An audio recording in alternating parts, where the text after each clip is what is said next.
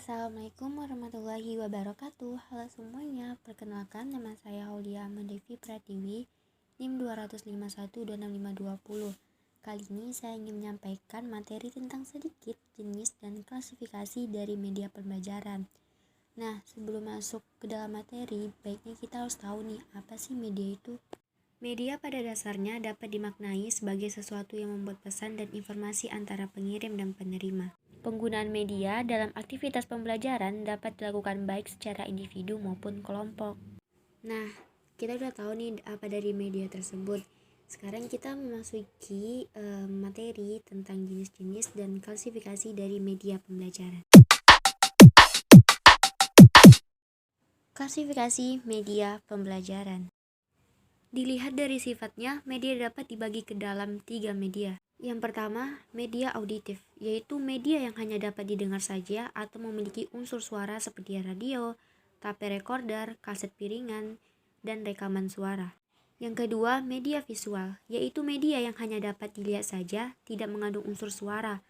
Beberapa hal yang termasuk ke dalam media ini adalah film slide, foto, dan transparansi. Yang ketiga, media audiovisual, yaitu jenis media yang selain mengandung unsur suara, juga mengandung unsur gambar yang dapat dilihat seperti misalnya rekaman video. Dilihat dari kemampuan jangkauannya, media dapat pula dibagi ke dalam 1. Media yang memiliki daya liput luas dan serentak seperti radio dan televisi.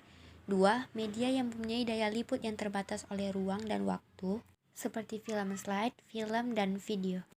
Dilihat dari cara atau teknik pemakaiannya, media dapat dibagi ke dalam yang pertama, media yang diproyeksikan seperti film slide, film stripe, transparansi, komputer, dan lain-lain. Yang kedua, media yang tidak diproyeksikan seperti gambar, foto, lukisan, radio, dan lain sebagainya dan berbagai bentuk media grafis lainnya. Media juga dapat dikelompokkan berdasarkan bentuk dan cara penyajiannya. Pada kelompok 1 terdapat media grafis.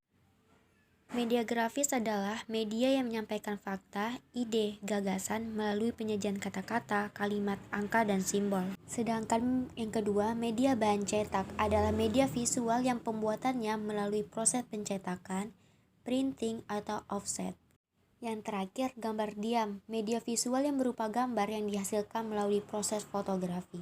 Di kelompok kedua, ada kelompok media proyeksi diam, yakni media visual yang diproyeksikan atau media yang memproyeksikan pesan di mana hasil produksinya tidak bergerak atau memiliki sedikit unsur gerakan. Jenis media ini diantaranya OHT atau OHP, opaque projector, dan media film strip. Di kelompok ketiga, ada media audio. Media audio adalah media yang penyampaian pesannya hanya melalui pendengaran. Jenis pesan yang disampaikan berupa kata-kata dan sound effect.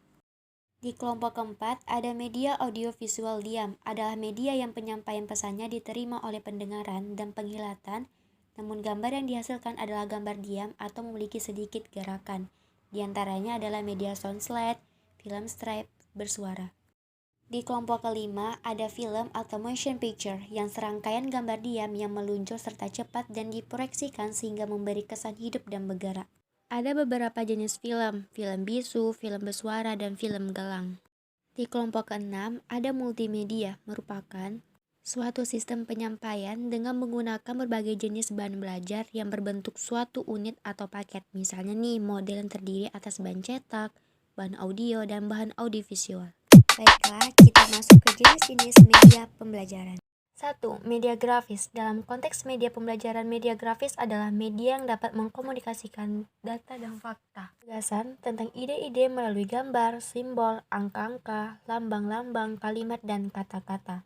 Media grafis ini berfungsi untuk menyalurkan pesan dari sumber ke penerima pesan. Yang kedua, media bahan cetak. Media bahan cetak ini menyajikan pesannya melalui huruf dan gambar-gambar yang diilustrasikan untuk lebih memperjelas pesan dan informasi yang disajikan. Yang ketiga, media presentasi. Mempresentasikan sesuatu seperti ide atau gagasan baru dengan menggunakan komputer dapat menarik dibandingkan dengan alat bantu yang lain. Hal ini disebabkan penggunaan program tertentu dalam komputer dapat menyajikan berbagai tampilan lebih lengkap dan menarik.